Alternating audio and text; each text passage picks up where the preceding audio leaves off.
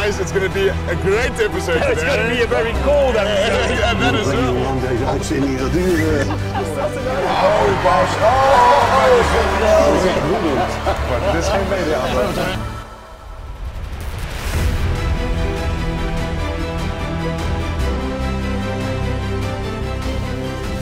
Good evening, ladies and gentlemen. Welcome to the next episode of Het is weer Rak, Season 2, Episode 8.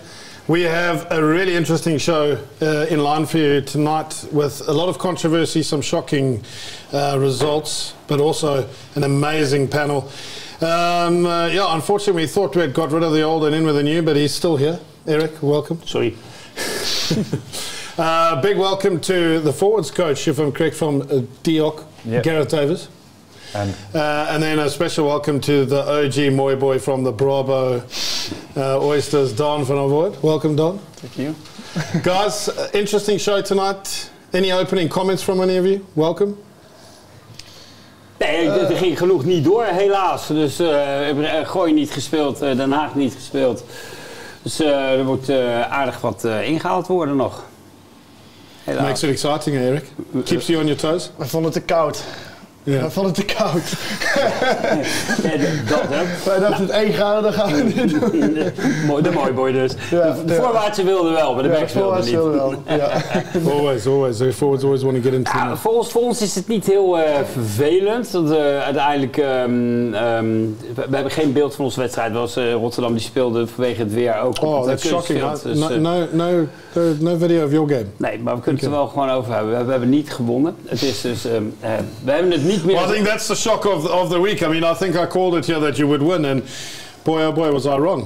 Ja, maar ik ben daar niet... Kijk, uiteindelijk, we hebben het nu niet meer in eigen hand. En na 13 maanden zonder aansprekende overwinningen ben ik ook eigenlijk wel blij dat we het niet meer in eigen hand hebben. Ik ga vanuit andere handen dat beter doen. So you think that if it's in someone else's hands, you've got a chance? Ja. Okay, interesting. Yeah, because that was a big result. Obviously, Rotterdam away. Yeah, really big result. 41-19 red card as well. Controversial or clear red? Ik kan het niet zien. Dat zeg ik gewoon eerlijk. De beelden zijn gewoon niet goed genoeg om het goed te bekijken. Heel veel mensen hebben bekeken. Degenen die het bekeken hebben zeggen ja, dat is gewoon terecht rood. Andere mensen zeggen ja, het is per ongeluk. Hij werd onderuit getrokken. Ik kan het gewoon niet zien. Dus, na hoeveel minuten was die rode kaart? Eerst een gele na 10 minuten, na 20 minuten in de eerste helft. Ja, dus wel vroeg in de wedstrijd. Vroeg in de wedstrijd, ja. All right, Gareth, and then obviously usually it's the Dukes that are taking the punishment for not taking the 3. This week, Dioc Hookers 13-10 at the hook van Holland. You had it in your hands? Yeah, we did. I think we had the balance of play, territory and possession. We attacked really well, but just not when it counted. I think we got there, but we didn't finish. And it's a new problem for us, so we're going closer and closer to it, but we're just not there yet. And this week Oysters. Yeah, well, look, anything to go by the Daan originally from Oysters, but Oysters Haarlem pulling out probably. I mean, on the 81st, 82nd minute on the Oysters try line, referee says time up. You have the ball in your hands and you try to go score a try, Daan. Nou, ja, het was natuurlijk vrij bijzondere keuze. Ja, hier stonden ze nog achter. Ja. Nee, ja, het stond natuurlijk 19-20 voor Haarlem, omdat Dino de ballen doorheen kikte.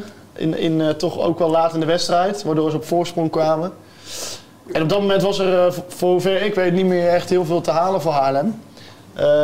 Het enige wat voor Haarlem te halen viel was, als ze zouden scoren, is dat Oysters geen bonuspunt kreeg. Nou ja, even naar de stand kijken en had Oysters best dat bonuspunt kunnen krijgen. En de ref die zei time's up.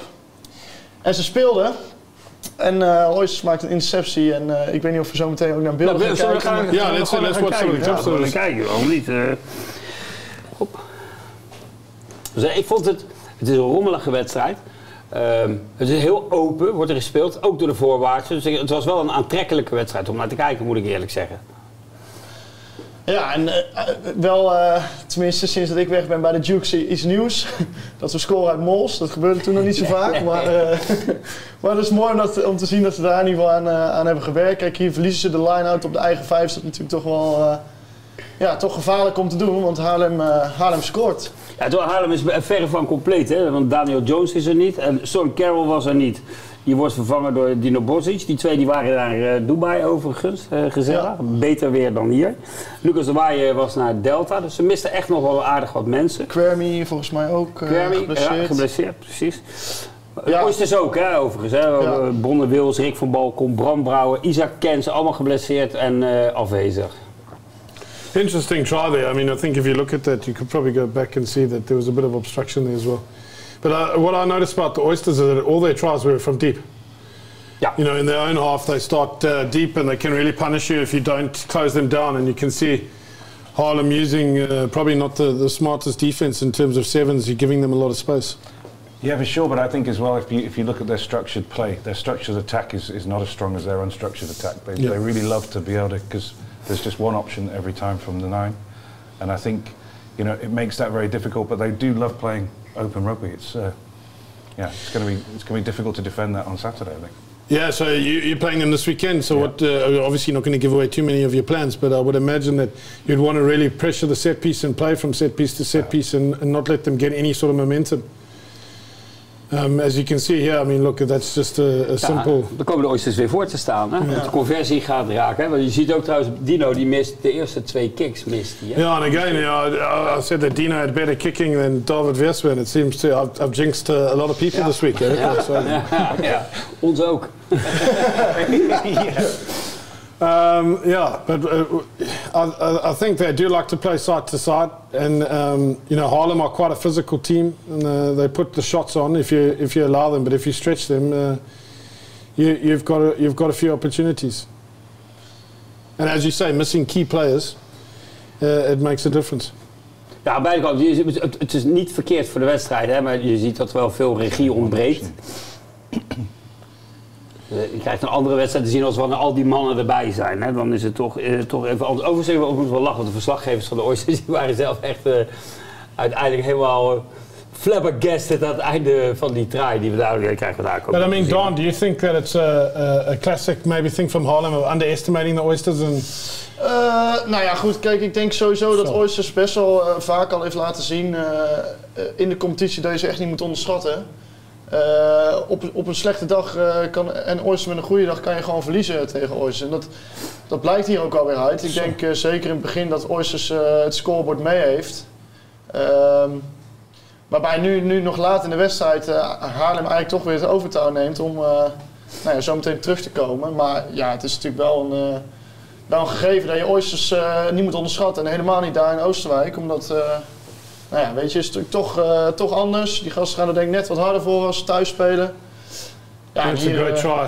I mean, great carry from Denzel and then Bobby Tani finishing it off.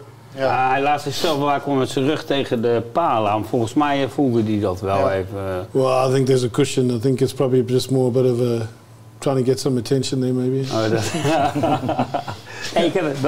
Wat we hebben is wel interessant. We hebben... de overtreding voor Denzel Walker, die krijgt een rode kaart. En er gebeurt van alles. Ik heb misschien wel 30 keer gekeken inmiddels en net met jullie naar zitten kijken. En dan zien we toch weer nieuwe dingen ontstaan. Die laatste trui zat er niet bij? Van de Oysters? Ja, die komt hierna. Maar de laatste komt hierna. We gaan eerst een beetje zadenvrolijken. Hij geeft nog een schubje mee. We krijgen hem zo in slow motion, dat heb je ook wel echt nodig. En ik geloof 5 keer ook. Hij krijgt rood hier van Conrad. Overigens uitstekend floot. Dan hebben we hier, kijk, let op, hij staat op. Ja, de prop van de Oysters gaat neer, maar die wordt niet echt geraakt. Dan denk ik ga op zijn gezicht staan, misschien wordt het dan beter. Daar krijgt hij rood voor. Let op, hij komt omhoog, hij raakt hem niet echt. De prop gaat neer, dat is een beetje een zwalbe, denk ik. Dit is niet zo verstandig, zou ik zeggen. Nou ja, en de ref staat er ook, die staat er nog geen 5 centimeter vanaf. Dus het is sowieso... Het was in ieder geval niet stiekem. Nee, en je ziet ook wel de manier volgens mij waarop hij wegloopt, dat hij denk ik ook wel beseft dat het misschien niet zo handig was. Want ja, je ziet eigenlijk al een beetje dat hij toch wel boos al bijna naar de zijlijn toe loopt. Alsof hij al wist dat hij hem zou gaan krijgen. Maar ja, dat is natuurlijk wel... Ja, moment of madness, hè? Nou ja, en ook als je natuurlijk in je hoofd hebt dat Quermy natuurlijk al geblesseerd is. Het is een tweede prop die eruit ligt. Ik weet niet hoe breed de selectie is van Haarlem, maar goed, ja, props zijn volgens mij toch best wel schaars. Best handig om te hebben. Hè? Well, look, I think personally, I think that Haarlem thought that they had this game in the pocket. You know, players being away in Dubai, players at Delta. Yeah. You know, and yeah, look, I would not underestimate Haarlem at Haarlem. I think if you do that at your own peril. I think they'll certainly be up for a game this weekend, and yeah, especially since Chris Raymond is returning home, I think it will, you know, add some spice to the fixture. So no, absolutely, I don't think that we can read much into this game other than Haarlem were ill-disciplined and basically let the Oysters back in the game. I think at the end of the day, Oysters got their chances and took them. You've got to give them credit for that. Ik zag een mooie post van Haarlem dat wants to watch out for this weekend is Chris Raymond on the prop.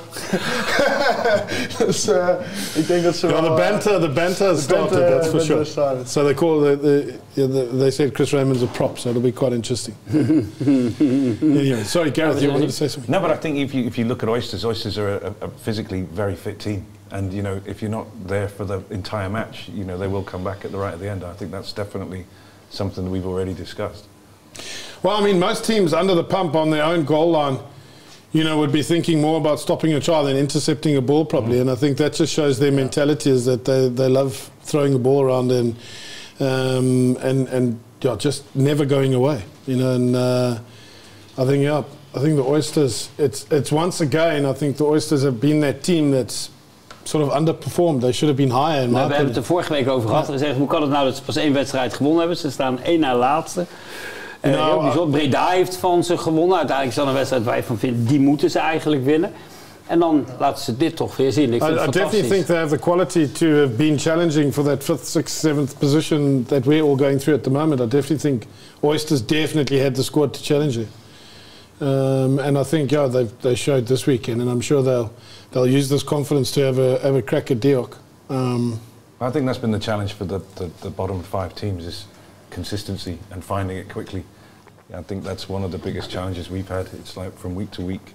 Some weeks we're good, some weeks we're not. And, you know, if you can find that very early in your season, that kind of almost guarantees a top 6. Yeah, so in your situation, Gareth, what are the ambitions for top 6 still there, or do you think...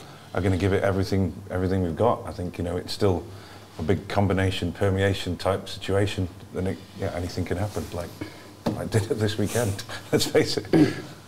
Nee, dat gaat allemaal niet gebeuren. Nee. Nou, have you heard it? Yeah, it's the truth, hè? We hebben nog meer hè, van de Oysters. We hebben nog meer van de Oysters. Kijk, bam. Nou, kijk, Dino heeft er 2 gemist. Deze is belangrijk, want die schopt die raak. En dan staat dus Haarlem voor. En dan is het scorebord zegt dan dat er nog 2 minuten te spelen zijn. Dat klopt niet, want het gaat echt 10 minuten door. Want er is een hoop blessure genoeg geweest. Dus uiteindelijk... Nou ja, I mean, Oysters still have the ball. And, you know, not kicking. So trying to keep the ball in hand, which is obviously a tactic of, okay, don't give it away. Because the clock's up. Ja, dan moet je hem ook wel echt vasthouden. And there a kick comes. Ja. Ja, en hier is het natuurlijk, ja, je staat 19 voor Haarlem. En ik weet niet precies wanneer de ref het zei. No, it's a pity you don't have some. Hij zegt dadelijk in het midden bij de palen, zegt die boys, die nu gaat hij zeggen, als hij er zo achter loopt, dan zegt die boys, time's up. I think yeah, after this ruck he says now, time is up. Here we go. He says the time is up. Yeah. Now all you do is sit in the pocket and drop goal this out, or... Ja, nou ja, of kick hem desnoods uit, want de winst is toch denk ik iets belangrijker. En hier komt de interceptie. Toch nog een goede chase van Jackson. Ja. Want maar die meter was iets te veel. Maar die wist ook dat hij die bal uit had moeten schoppen, dus die voelde dat nog. But how they keep the ball alive is very impressive, I mean. Echt heel goed hoe ze... You've got 9 players versus 3. Ja, weet je, het is heel belangrijk als je dan die interceptie maakt dat die bal ook in leven blijft. En dat zie je hier ook. Haarlem kan niet meer terugkomen terwijl er 2 of 3 man van de Oysters erbij zijn. En dan halen ze gewoon hier de winst eruit. Dus ja, ik vond het natuurlijk wel mooi om te zien. En dan denk ik... Voorstel die zat verslag te geven. Hij was de hele tijd stil toen die trein kwam en dan hoorde hij zo... dat zag ik niet aankomen. Nee, ik ook niet, maar het is ze van harte gegund natuurlijk. En Nou ja, daardoor staan ze nu op een mooie 10e plek. In het hoofd houdende dat ze best nog wel tegen Breda hadden kunnen winnen.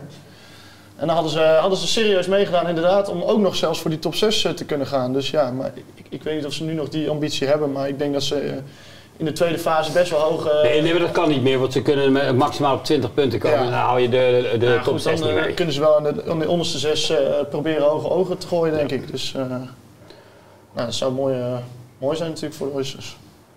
Yeah, no, for sure. I think definitely there, but I think it also just brings the point back to game management.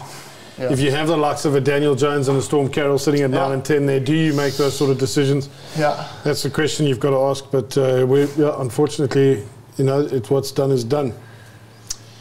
So Eric, what next? Ik denk dat we naar Eemland tegen Kas gaan. Eemland tegen Kas. Interesting discussion points on this game. Zeker. Yeah. You're not able to stop the clips, are you? Dat kan ze wel stilzetten, geloof ik. Ontploft verder alles. Ik zal het eens proberen gewoon. Kijk, we proberen het. Kijk, het is gelukt. Kijk, dan doe ik hem weer aan. En dat, hey, ik kan dingen. There we go. You see, something new here on Hitters Verak. Always learning, but I think the mauling team of the Ereklasse, Eemland, but they're not only a one-trick pony, that's for sure. Oh, definitely. Interesting match here, guys. Stats Pro wasn't very kind to Kas, I think. Ja, ik vond deze run zo mooi. Die moeten we er even in hebben. Het wordt niks, maar het zag er wel goed uit. Another pole incident there. I don't think the Kas player saw the pole there. But 106 errors from Kas, hè? Ja, Kas, dat was een record volgens mij. StatsPro gaf aan dat ze... ik zal dadelijk de stats laten zien, hoor. Volgens mij 106 errors en dat is echt ver boven. No, yeah, again, I mean, Charles is clearly offside there. This is interesting here when defense so close to the line with their hands on the ground. But Eemland do well to keep them out, I think. Ik heb de wedstrijd zitten kijken en het is helemaal geen walkover. En de stand eindigt ook nog enigszins geflatteerd, lijkt het. Maar als je dan mensen die veel meer verstand van rugby hebben, die statistieken maken. Je ziet 106 fouten, dat is ook wel erg. Dat zijn handling errors, hè, want qua penalties valt het reuze mee. Ja, en Eemland blijft gewoon wel gas geven hier. En je ziet dat ze toch niet alleen kunnen mollen. Hè? Ze kunnen ook best een balletje wijd spelen. Maar het begint natuurlijk wel weer met die setpiece, waarbij ze gewoon een steady scrum hebben. Ja, dat is natuurlijk toch wel echt wel een wapen, denk ik, ook voor Eemland dit seizoen. Ja, en volgend seizoen natuurlijk ook al. Scoring off first phase ball as well. Ja, en volgend seizoen ook wel, denk ik. En denk ik volgend seizoen ook nog wel, ja. No, but I also think they're so clinical. Also, when they get into a 20T, they come away often with points. I think. Yeah. Oh yeah. You know, I think an interesting stat. I spoke to Mitch McGann, and an interesting stat for this game. Their gain line success was 90%. Dat is niet normaal. Right. Dat is echt hoog. 90% you're getting over the gain line. That's impressive. Ja. And look, I think they're physical. They've got it all. They are the full package, and I think they're probably in 4th gear at the moment. Nederland. Ja. Denk je dat ze nog harder kunnen? Natuurlijk, ja. Absoluut. I think. Nou ja, goed, je ziet ook, ze hebben nu Ros stond er niet in en Robbie Coetzee stond er ook niet in. Dus de derde hoeker staat erin. Ja, daar hebben ze weinig last van. I mean, interesting as well about Robbie Coetzee against the Dukes. I think his lineouts were 100%. I mean, he's probably the hooker that can throw in the Netherlands. I mean, it's always been a problem here that. But I think those are the sort of interesting stats. Die dan nog veel beter doen, maar die speelt in het vierde. If you look at a championship contending team, then they're hitting the right stats. Does it matter now? No. No, probably not. But I think if you look at their games, they're definitely able to force the outcome that they want 9 times out of 10. I think when they played us, their line-out more worked, caught us off guard like 7 times, but their ability to recreate that moment was brilliant. Het is wat knap is dat jullie iedere keer weer waren. Dat vind ik nog veel knapper. But again, a definition of coaching is a coach that will come in and look at what he's got and capitalize on that rather than trying to play like Fiji without Fijians.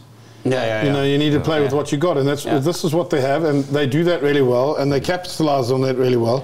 They score the points, they break you, and then they can do what they want. And I think for me, and more was very entertaining if you're good at it. And I think defending a maul is even more entertaining if you stop a maul, and I think that's going to be the trick to really put pressure. Daar hebben we dadelijk nog een leuke clip over, dus daar kunnen we straks nog even naar kijken. Yeah, this definitely makes my blood boil. This is not it, but nee, dit is gewoon nog een stukje van de wedstrijd. And I think Ameland's also a different team with Peter Schoenrath at 9. He's a little pocket rocket. Ja. Hij scoort een identieke try aan wat hij vorige week scoorde tegen ons. Echt gewoon dat hij gewoon er even doorstapt en een paar mensen verschalkt. Hier drukt Kast de bal dood. Maar ik vond een mooie aanval. Yeah, that's really a good. That's a really great attack. I think every time they've got more than one option.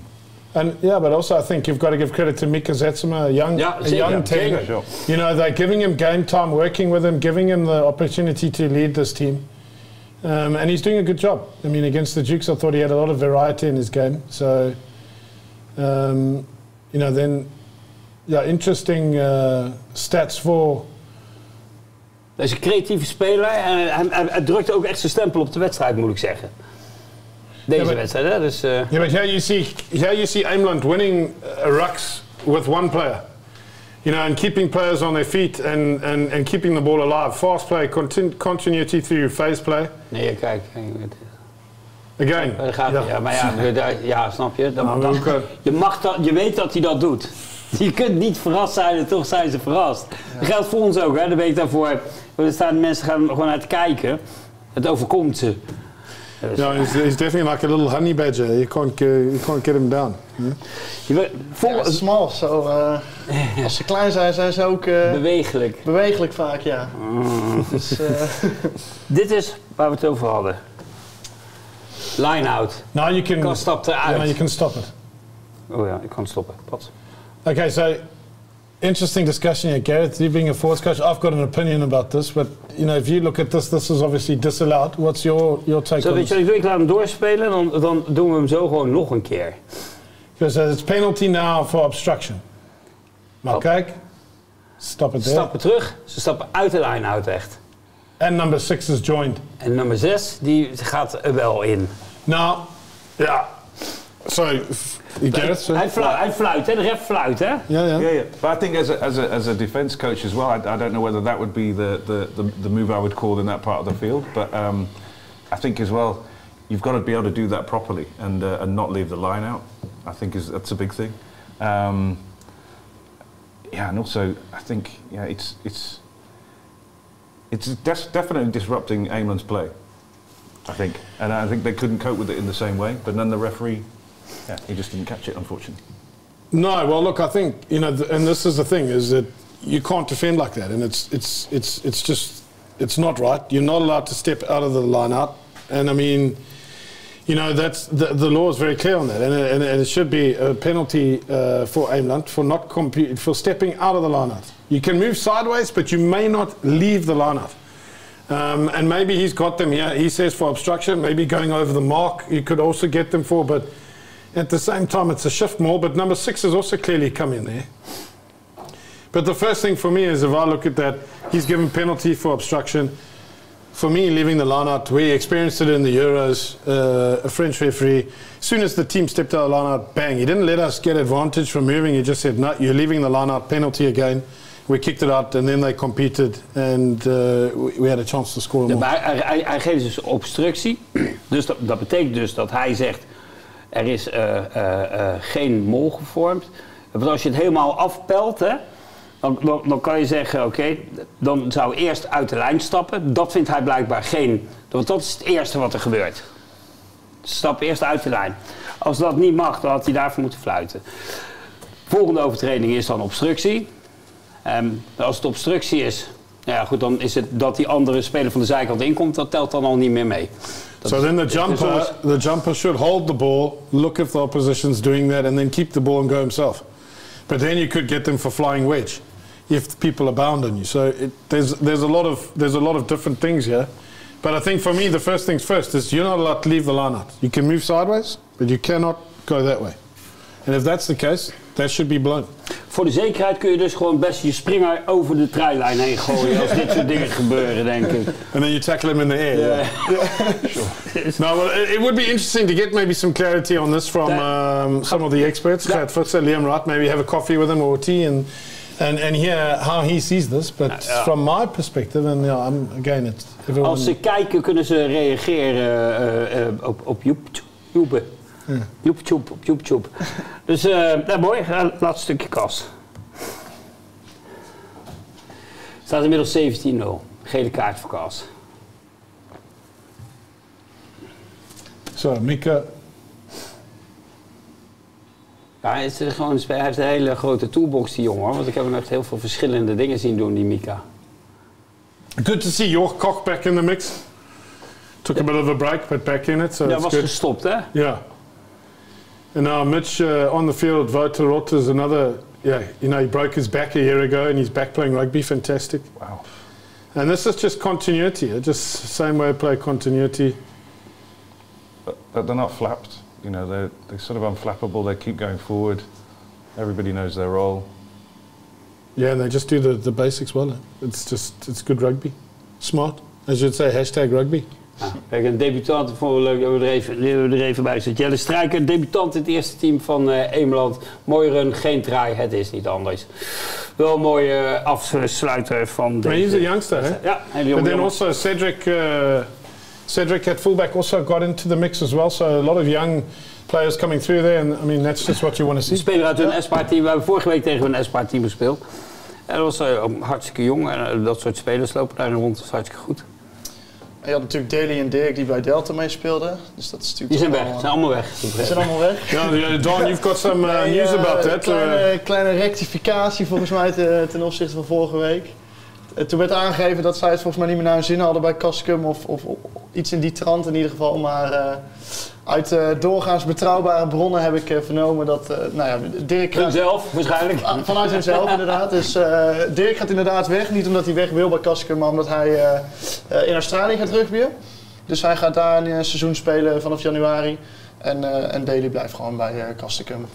Hij mag altijd naar Gooi toe komen, dus dat is op zich geen probleem. Maar het is niet zo dat wat vorige week hier volgens mij was gezegd, dat ze niet meer naar hun zin hebben bij Castricum en daarom weg zijn gegaan of iets dergelijks. Dus, nou, gelukkig, dan blijven ze daar. This must be the first time that you heard it. It is very reckon it's not true.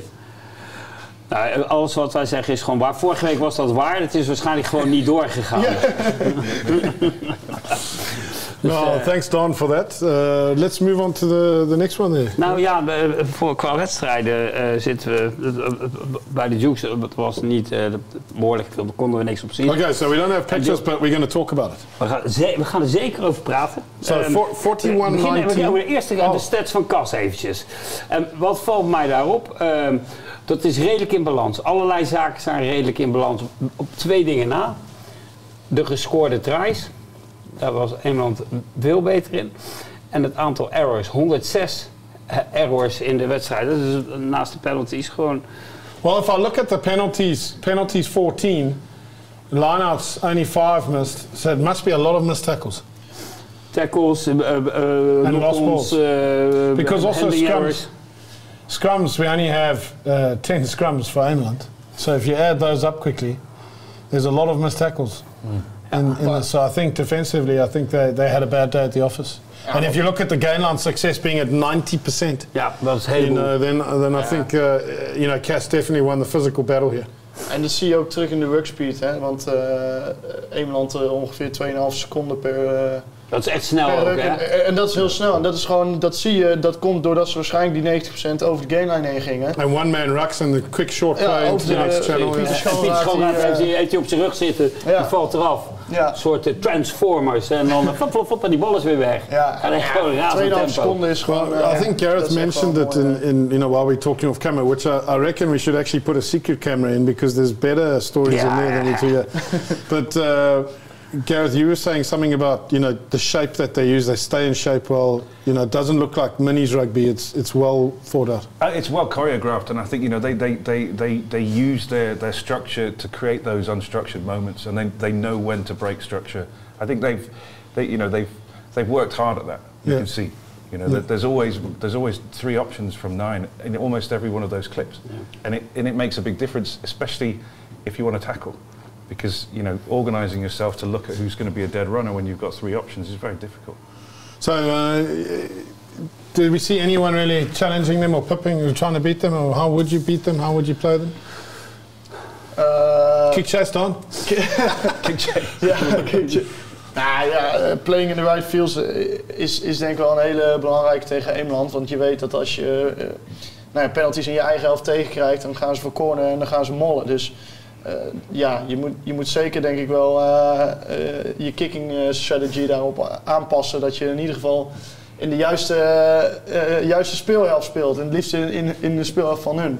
Ik denk dat wij dat in het begin van het seizoen ook redelijk goed hadden gedaan. Toen we, de eerste wedstrijd van het seizoen, dus is echt nog niks te vertellen natuurlijk voor de rest van het seizoen. Maar ik denk dat we gewoon niet echt heel veel kansen gaven om dicht bij onze try-lijn in de buurt te komen. Want je weet, als ze er komen, dan gaan ze met punten wegkomen. Dus ja, dat is natuurlijk toch wel iets om goed in je achterhoofd te houden. En take the 3, hè? Ja. Neem ze mee. Ja, nee.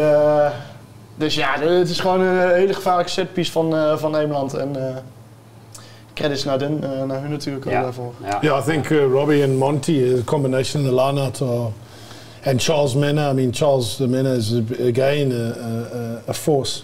I think yes, they only got about a 60% on their line-out in that match, and they still won by 24 points. I think you know, if they put those key players back in again, they're quite formidable. Yeah, absolutely.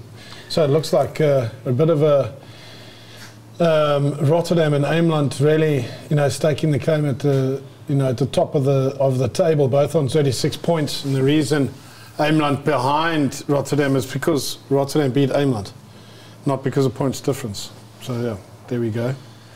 Interesting, their points difference almost 70 odd 9 points there, 80 points, but yet Ameland are still in the second position. So interesting comp there, but not really. They're probably going to take 18 points through now. They've still got 2 games to go. You would expect them to continue winning going forward, hè? Ja. En van 5 tot en met 8 wordt het spannend, denk ik.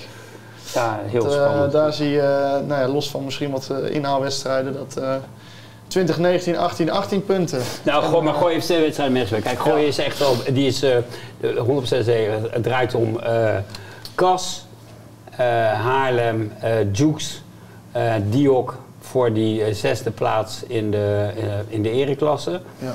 En daarmee, als alles precies zo gaat zoals het hoort te gaan, gaan wij naar het linkerrijtje. Dus ja. Er zijn waarschijnlijk nog een paar tafels, niet zo mooi. In Nederland was het precies hetzelfde zeggen. Ja.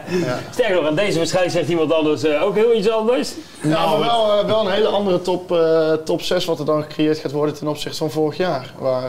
Yeah, but that's probably a good thing, because I mean, for the last 2 seasons we finished at the top of the table and did nothing, so this might be a good thing. So I think the second half of the season, because the season's so long, you can peak twice at least. Yeah. Ja, and maybe the Dukes will peak once. Nou ja, weet je, hoe je het ook bent of verkeerd, uiteindelijk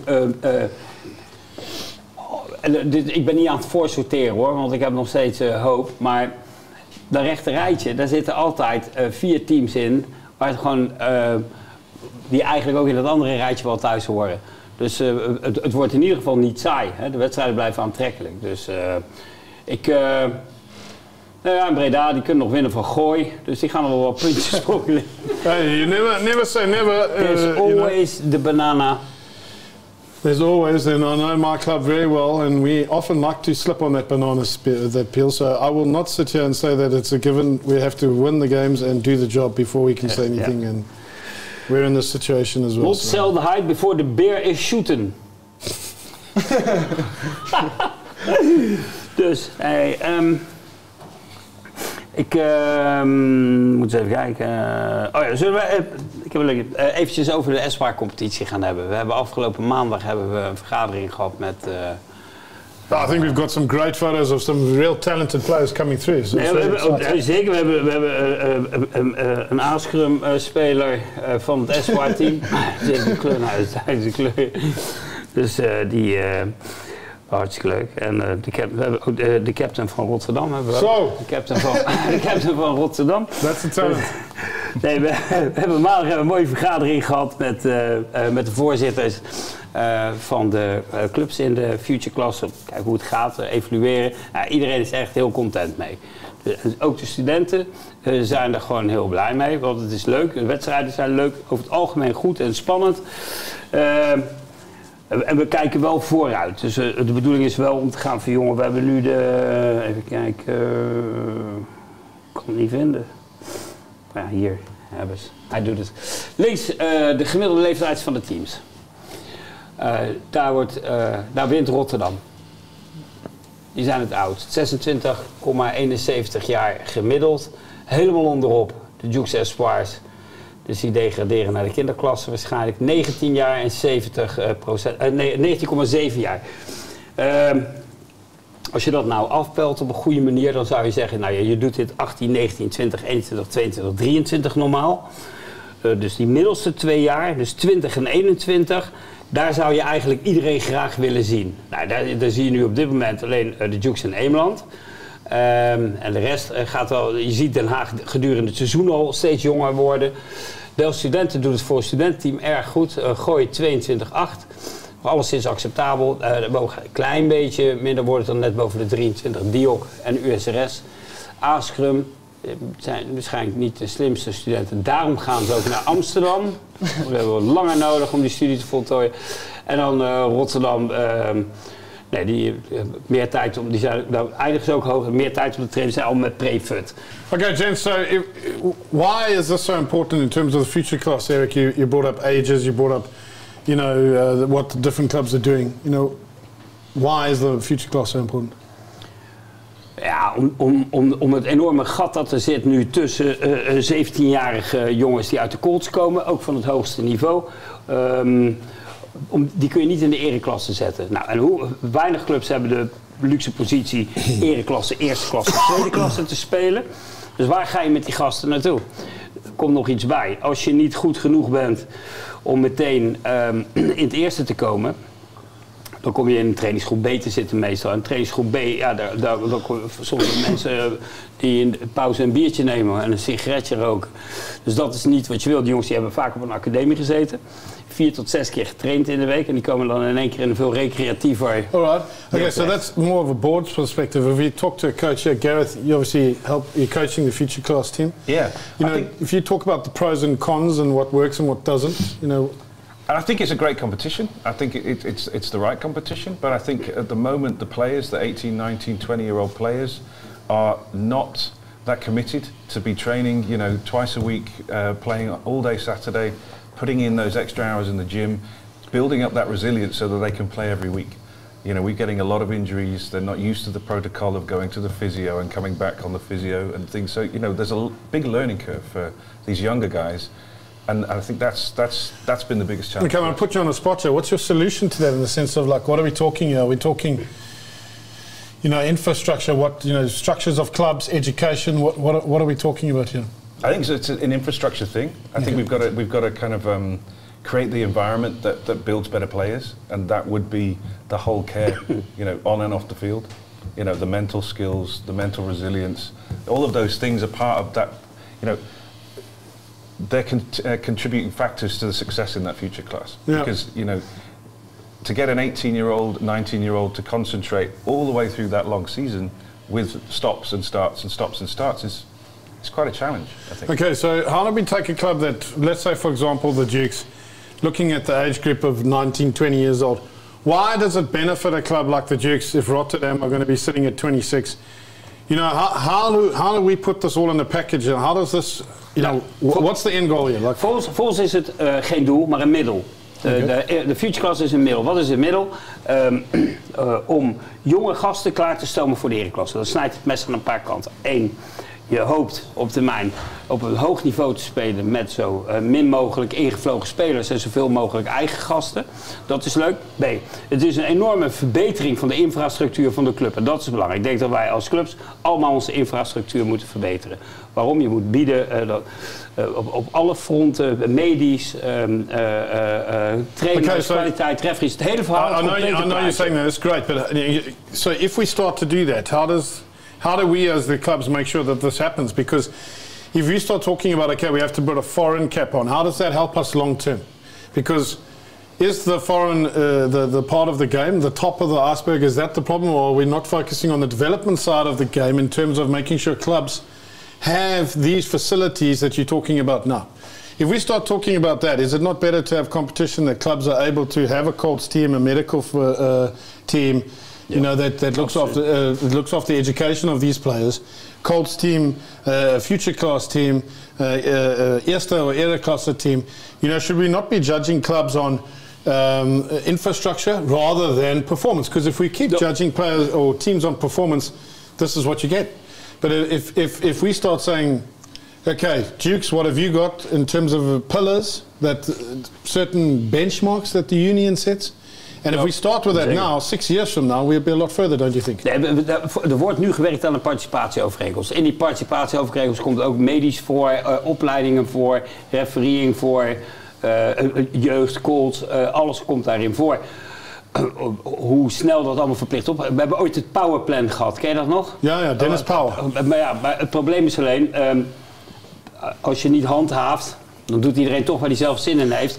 En dan, but I mean, don't you think that's more the problem, Eric, is that because we can then monitor, or Gareth as well, Daan as well, because we can monitor a player cap, then it's easy, let's bring that in.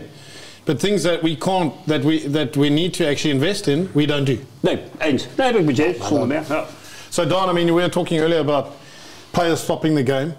You know, you were talking about a lot of players stopping the game, and you had some sense on that. Ja, ik denk, weet je, het seizoen is gewoon heel erg lang. En hoe ouder je wordt, nou, ik heb zelf nog geen gezin, maar hoe ouder je wordt, op een gegeven moment ga je werken, je krijgt een vriendin, je hebt ook nog andere zaken dan rugby, waarbij je natuurlijk wel elk weekend daarmee bezig bent. Vanuit mijn eigen perspectief, kijk, je hebt af en toe natuurlijk wel stops in de competitie, maar dat zijn vaak Nederlands teamperiodes. Dus dat betekent dat ik van augustus tot en met eind mei ben je bezig. En dan is het ook nog eens, volgens mij heb ik vorig jaar meer dan 30 wedstrijden gespeeld in een seizoen. Weet je, dus er zijn natuurlijk allerlei studies over, ook over je mentale gesteldheid, over je fysieke gesteldheid. Maar ik denk dat het leuker wordt als het seizoen wordt gekort. Misschien zelfs wel in de zomer wordt gespeeld. Waarbij je, mooi weer rugbyer. But also, if we talk about traditional competition, Gareth, you talk about traditional competition. I mean, you also had some common sense to say about players stopping the game, about under 16, under 17. You've had some experience there. Yeah, I think there's everybody at that age is driven to be to playing in Orange at 16, at 17, and at 18, and I think the pressure is on them amongst their friends, especially in teams and club teams. It's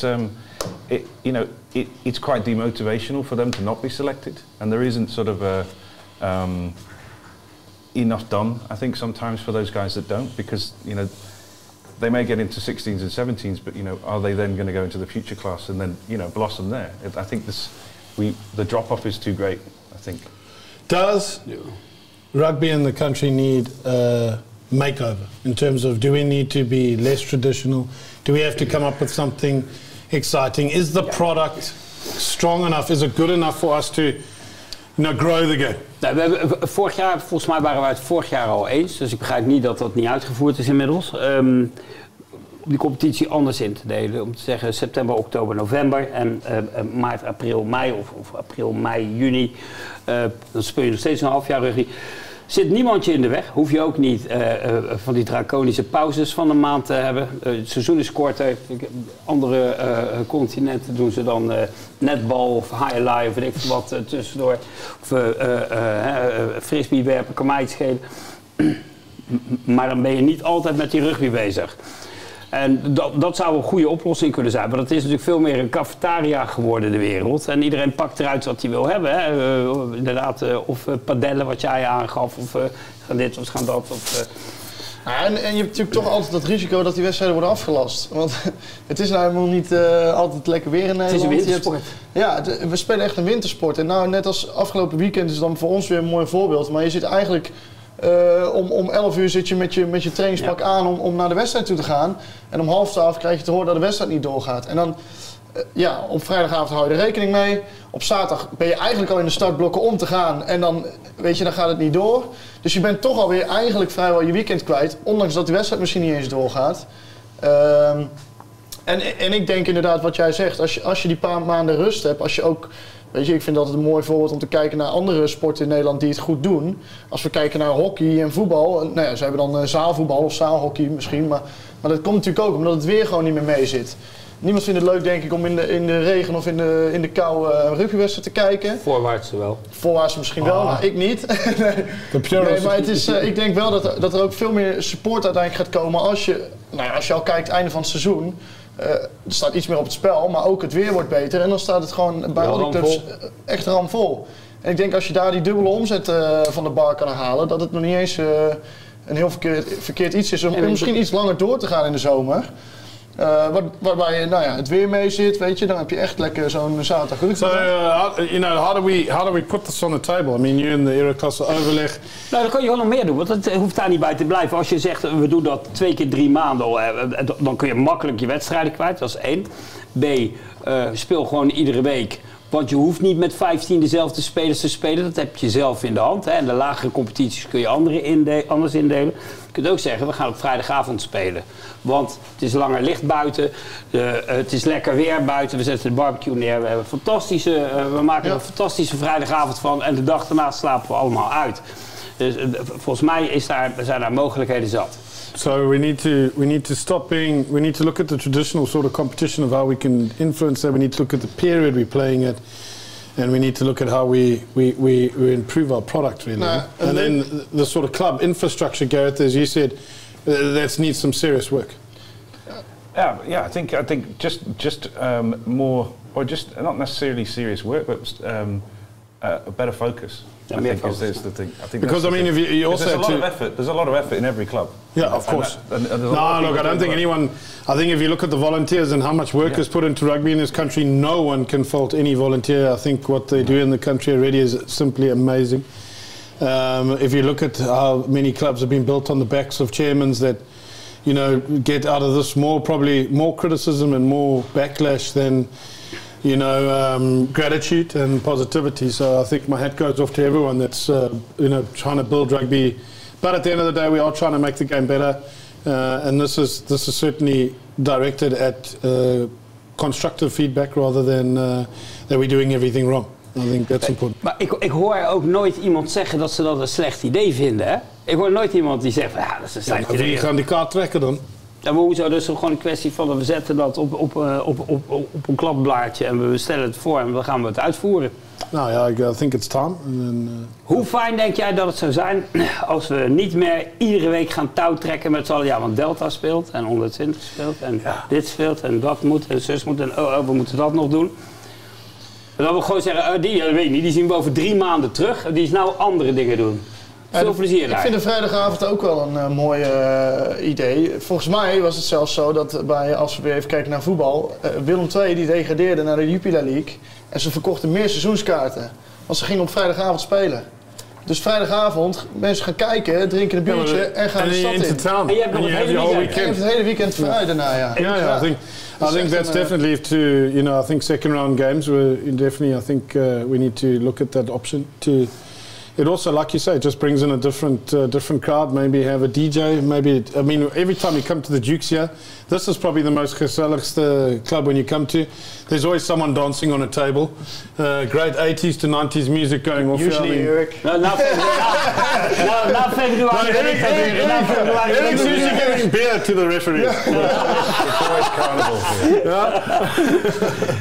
Iemand moet het doen. Yeah, but anyway, I think we can probably move on from this. That we all agree that there's a lot of good work being done, but it's maybe some time for some. En dit zijn eenvoudige oplossingen waarmee we hele lange tijd vooruit kunnen.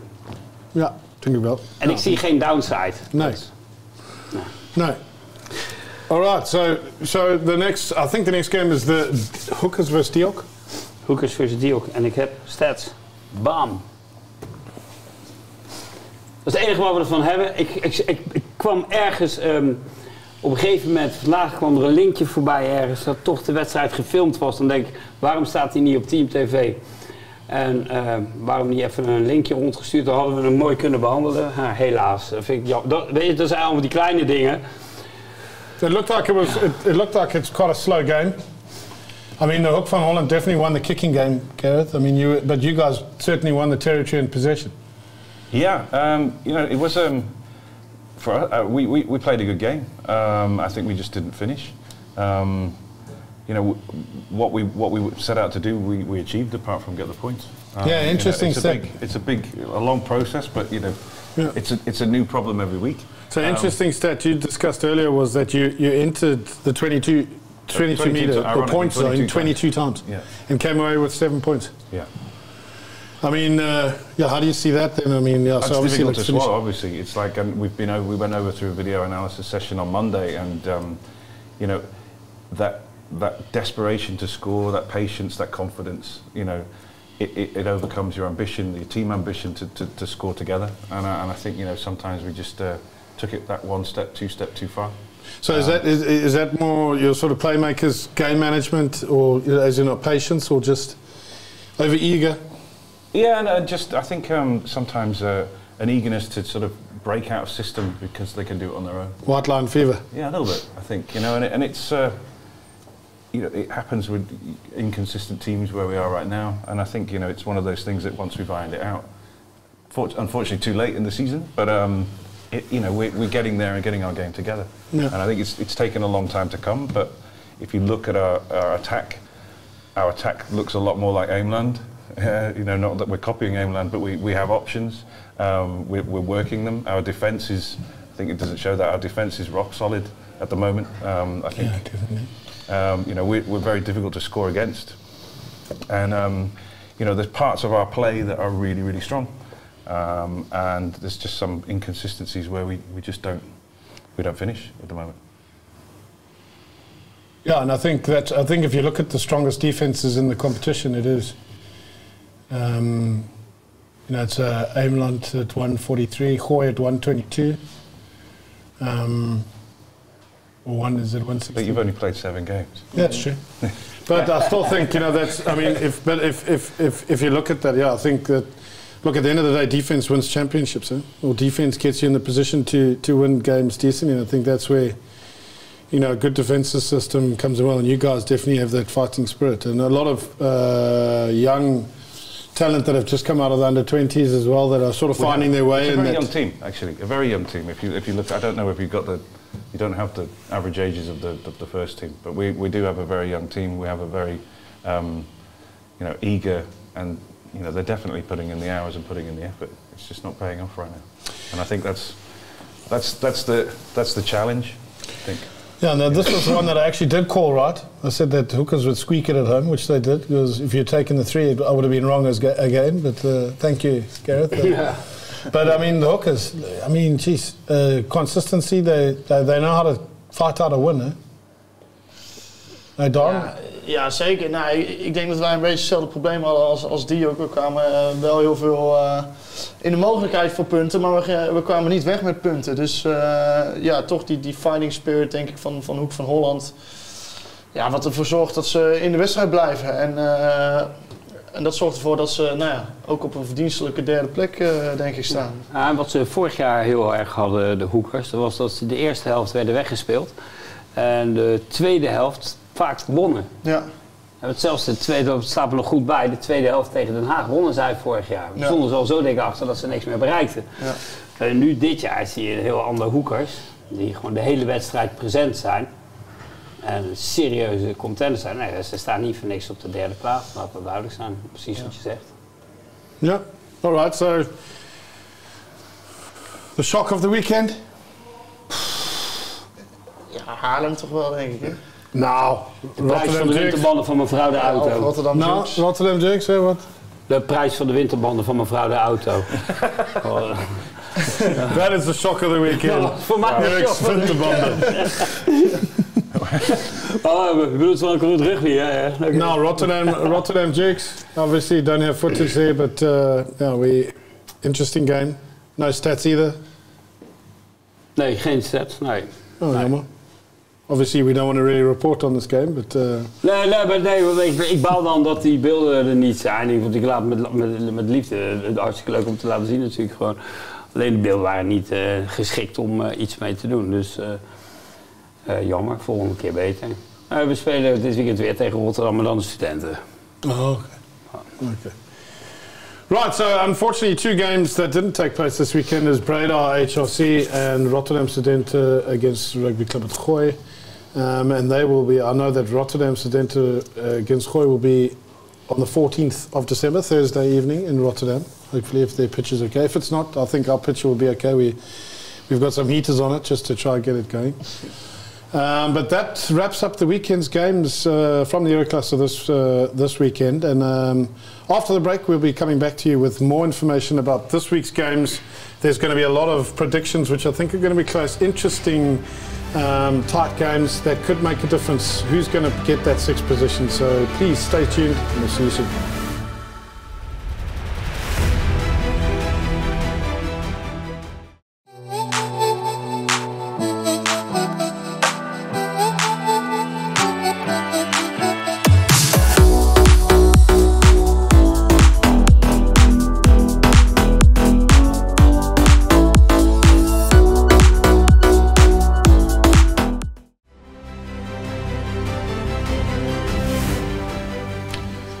Welcome back to the second part of the show, the most interesting part, because obviously this weekend, some big fixtures, tight, contested games, and teams need points. So, this panel, which has got some serious common sense here, Eric,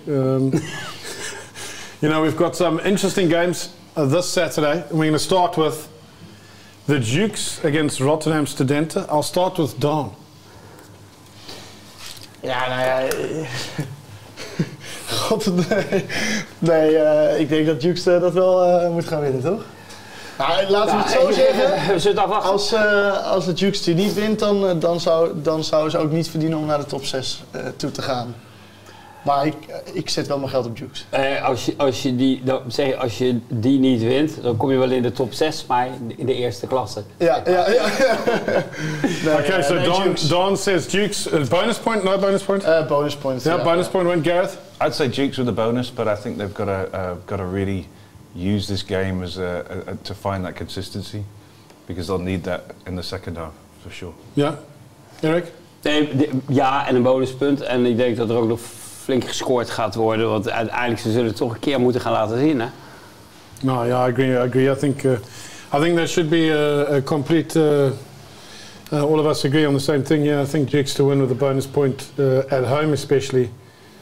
Rotterdam Studenten, I think, are saving their big shocks for maybe the second round. Maybe. Ik wil wel iets van zeggen, want Snijders heeft van tevoren beloofd dat hij er altijd zou zijn. En dat is ook zo. Hè. Ik vind een petje af. Hè. Yeah, no, dus, zij herstellen het vertrouwen in de studententeams. No, yeah, that's 100% true. And they're always willing to work together to make sure that the fixture goes ahead. So yeah, definitely respect to Rotterdam Studenten and the way they conduct their business. Next game, Breda at home against the log leaders Rotterdam. Eric? Ja, die gaat Rotterdam binnen. En Dick ook, denk ik. Ja, oké. Bonus point win there, Gareth? Bonus point, I think so too. Yeah, Daan? Bonus point win. Yeah, you don't think Breda could maybe... Nee, ik denk dat het nog een stapje te hoog is voor Breda. En dat zij inderdaad ook lekker focussen om op de tweede fase misschien wat punten te gaan pakken. Oké. Alright, then... Het systeem van het meenemen van die punten... zorgt er ook voor dat niemand iets laat lopen of zegt van nou laten we maar eens rustig aan gaan doen. Nee. No, I think Rotterdam will want to pick up the 5 here. Yeah. It puts you on 20 points taking into the next round. I think they would want to go with a full complement of 22 to 23 points. So that's going to be the goal there for them. Now, this is the first one which could possibly be 2 teams playing the same sort of style. The Hook van Holland at home against the second on the log, Aimland. But the team that scored the most points. So, against the team, that's third on the log. So second against third. Interesting fixture. Gareth, start with you. Obviously, you've got maybe a bit of inside information. We played them last week. I think, the Hookers, they've got a great side. I think probably maybe the strongest front row in the Era Classe right now. Their pack is well drilled. If they can play the right game at home, they could cause a big upset. I think, if you look at their track record, though, they're not very good at scoring points at the moment either. You know, they're not banging the points on, and they've got a succession of quite difficult games. We've got us, Aimland, and then I think they play. Who do they play in the end? Dukes. So it's three very physical games. Yeah. So I think they'll just get stronger and stronger. So Aimland could be doing Dukes a favour here by really putting the physical thing on them. Ja, ik ben niet tegen. No. But I think Aimland will win it, but I don't think it'll be a bonus point. So you reckon not a bonus point? So Aimland to probably win it, a couple of points, or what do you reckon? Less than 10. Okay, less than 10. Interesting. Erik? Nee, ik denk dat Aimland er heel ruim overheen gaat. Waar ik denk dat Oysters geflatteerd op de derde plaats van onderen staat, die zouden iets hoger mogen. Denk ik dat Hookers op een of andere manier iets te hoog staat ingedeeld. Want wie is hun derde tegenstander? Ze hebben ons en dan jullie en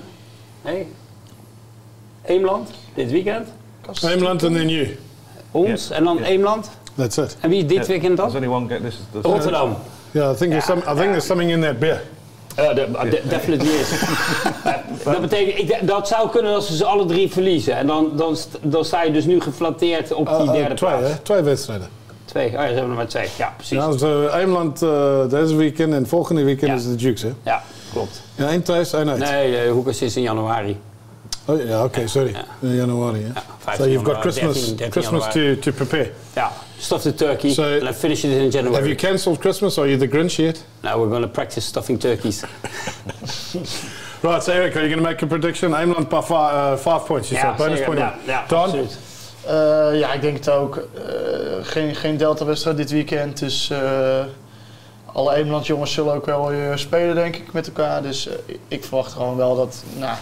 ik denk niet dat het een hele makkelijke overwinning gaat worden, maar ik denk wel dat het toch uiteindelijk wel een redelijk grote score voor Aimland gaat worden met 5 punten. Okay, that's a big call. I think I'll go with Aimland with a win. Yeah, I think they'll be too strong. Bonuspunt? Yeah, I think so. Yeah, I do think so. I think, but it's tough one to call. Well, next one. Diok at home against Oysters has to be at home. Diok. It will all come together this weekend. I think the defence and the attack.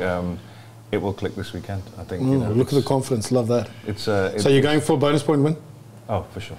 Oh, Diok. Doorzetten is ons kracht, hè? There we go, look at that, from the coach. Ik zei altijd tegen Kees Asman, door inkoop ook krachtig. Maar dat vond hij nooit zo leuk. Daan, a bit of a mixed feeling, yeah? Ja, moeilijk. You were your home club against your mercenary club? Ja. Lastiger natuurlijk. Sowieso, omdat ze nummer 9 tegen nummer 10. In voetbal noem je dat een 6-puntenwedstrijd volgens mij, hè? Dus, dan moet je niet naar mij kijken, ik heb geen idee. Nee, ja, dus of Dio kan gaan uitlopen of Oysters kan gaan inhalen. Dus veel op het spel denk ik voor beide teams. Maar ja, ik denk ook wel dat Dio dit gaat winnen, maar ik denk niet mega overtuigend. Yeah, no, I think Diok will win this. I don't think Oysters is the same team at home as they are away. But I've been proven wrong in the past, but yeah. Eric? Ik vind het heel moeilijk. Vorig jaar 1 keer Diok, 1 keer Oysters. Ik denk dat Diok deze gaat winnen. Maar ik zeg eerlijk, het zou me ook niks verbazen als de Oysters hem winnen. Het ligt er heel erg aan hoe de Oysters op het veld komen. Als Rick terug is, ik heb geen idee wat de aard van de blessures is. Zal die jongens terug zijn dan. En die prop is over zijn hersenschuddingen heen. Dan heeft de Oysters toch ook gewoon een kans, hoor. Dus, Okay, so what you gonna go? Ik moet gaan, hè? Dus dan zeg ik Diok. Diok. Oké, ja, Diok, het is full house on Diok. Maar 4 punten, geen 5. Oké, maar 4 punten is prima. Dat zet Diok op 20 punten. Dat puts them in the running. Yeah, then another interesting game, well, could be. But, I mean, obviously Daly and Dirk have come back hard saying that they're committed to Cass. Cass at home against HRC. Ja, ik denk dat dit wel een hele goede wedstrijd zou kunnen gaan worden. Omdat beide teams, Kastrikum zeker nog wat voor heeft te spelen om in die top 6 te eindigen. En voor HSC zou het natuurlijk heel mooi meegenomen zijn als ze deze winnen. Dus ik denk uiteindelijk dat het een best wel een close score kan gaan worden, maar dat HSC hem wel gaat winnen. Ja? You also, yeah, okay. That's it. Gareth? I think playing Castricum at home is always difficult for any team. And HRC have had some very inconsistent performances sometimes, and I think it could be an upset, but I think HRC will win that, but it wouldn't be a bonus point. They'll win by 3 or 4 points, I think. So a bonus point for Cass, which makes it interesting maybe. Do you maybe see that happening, Daan? Zeker, ja. Ik denk so losing bonus point puts Cass on 21 points with Rotterdam to play. Pick up 5 puts you at 26. That means Dukes have to get 10 points or 9 points in their last 2 fixtures to make it happen. Ja, maar voor mij staat gewoon ook vast dat als ze die 2 wedstrijden niet winnen, dan wat ga je dan links doen? Hè? No, we're just trying to make the show a bit exciting. Oh, sorry. Play along a little bit. Nee, ja, spannend. I mean, look, you might be buying winterbanden on the weekend, but some of us are watching the games. So, I was not. My wife was. HRC to win this, but Cass to get a bonus point. I think so. Eric, your call. Nee, kijk, Den Haag heeft niet gespeeld afgelopen weekend. Dus die hebben meer honger. Want die zijn er nog niet. Dus die gaan... En niemand, dat maak je mij niet wijs, gaat wachten tot de laatste wedstrijden om zich te kwalificeren voor de linkerrij. Dus die gooien... Die gooien... Ja. Ja, maar willen jullie eigenlijk wel rugby? Nee, ik denk dat zij gewoon vol gas gaan geven en Den Haag gaat dat winnen. Want als Kas gewoon weer 106 fouten maakt, komt alles goed voor ons. No, Matt, that's true. I do think that HRC will win this, but I do think it's going to be a close one. No Delta, so Cass will have their players back. So will them at The Hague. So it should be interesting. Right. So everyone say HRC to win it, but just the last one, maybe another emotional, physical game. Haarlem tegen het Gooi. In Haarlem. Ja. Couple of red cards. Ja. Bit of controversy about players leaving, coming. Bloedbad, ja, precies. So there's a bit of edginess in the air. Full female referee team, so discipline has to be on point. Catherine is on the whistle. She doesn't take any rubbish from anyone. Could be a long day at the office. Chris Raymond bij Gooi. Poeh. Geen Dubai, dus iedereen is terug bij Haarlem ook, denk ik. That's going to be a tough one. Ja, het wordt in ieder geval een spektakel. Dat is the one to watch, denk ik. Okay, that's interesting. So we'll go to Daan. Daan? No pressure. Is mijn, ik ga alleen maar Gooi zeggen natuurlijk. Ja. Maar voor ons natuurlijk ook een hele belangrijke wat dat betreft om nu al die aansluiting te vinden met 2 wedstrijden minder gespeeld in ieder geval. Wij moeten nog tegen Haarlem, Breda, Rotterdam Studenten en Oysters. Ja, daar moeten we gewoon punten gaan pakken. En als we dat dit weekend tegen Haarlem kunnen gaan beginnen. Van doorgaans betrouwbare bronnen hebben ze niet echt front row volgens mij. Dus dat kan nog wel eens positief voor ons uitpakken. Maar ja, we moeten ze zeker niet onderschatten. En altijd leuke wedstrijden denk ik tussen Haarlem en Gooi. Maar ja, daar gaan wij wel winnen. Ja, oké. Bonuspunt? Doen we ook wel een bonuspunt. Hij doet er een bonuspunt bij. I'll chuck it in there. The confidence of the man. Gareth? I think Haarlem are struggling at the moment all over, really. But I think Gooi will take it this weekend. And I think with a bonus point. I think it's building. Nee, ik ga hem niet gebruiken. Ik ben het eens met de rest. Voor Gooi geldt precies hetzelfde als voor daarna. Gooi zal, en ik hoor het net Daan ook al zeggen. Kijk, je hebt 7 wedstrijden gespeeld en je hebt 18 punten. En je weet ook dat je nog een paar wedstrijden gaat spelen waar je hoogstwaarschijnlijk wel punten gaat halen. Maar dat zegt niks, want je hebt het nog niet binnen. Dus jullie gaan gewoon je best doen om die wedstrijd te winnen. Ik geloof niet dat jij zegt van, dat komt dadelijk wel goed. Ik denk dat jullie gewoon alles op alles zetten om de wedstrijd te winnen. No, En dat betekent dus dat Gooi die wedstrijd gaat winnen. Yeah, no, for sure. I think we're going full out this weekend. I think we have too many games that we haven't played. And yeah, it's also time to put our money where our mouth is and come up to the challenge and do the business. I think the boys I think everyone's excited to get out there. I think Harlem will as well. I think it's going to be a cracker. So if you're anywhere in the vicinity, make sure you come down. It'll probably be cold and wet. So don't worry about a cold beer. They'll be cold anyway. But yeah, I think I'll stay out of this one. But it's going to be a crack anyway. So just to recap here, we all said Dukes against Rotterdam Students, Dukes to take the bonus point win. Breda, Rotterdam to take the bonus point win there, full house on that. Hookers, Ameland, everyone's saying Ameland to win, but maybe, I think, Gareth said not a 5-pointer, 4-pointer. I said 5 points. Yeah, I think the rest of us said 5 points. Diok Oysters, Diok to win that with a bonus point. Cash, HRC, the interesting, second interesting one, but HRC to win that, but Cash to get a losing bonus point, which makes it interesting for all of us teams that are trying to get into the top 6. Ja, voor ons is die cruciaal, die wedstrijd. And then Harlem Gooi to win that.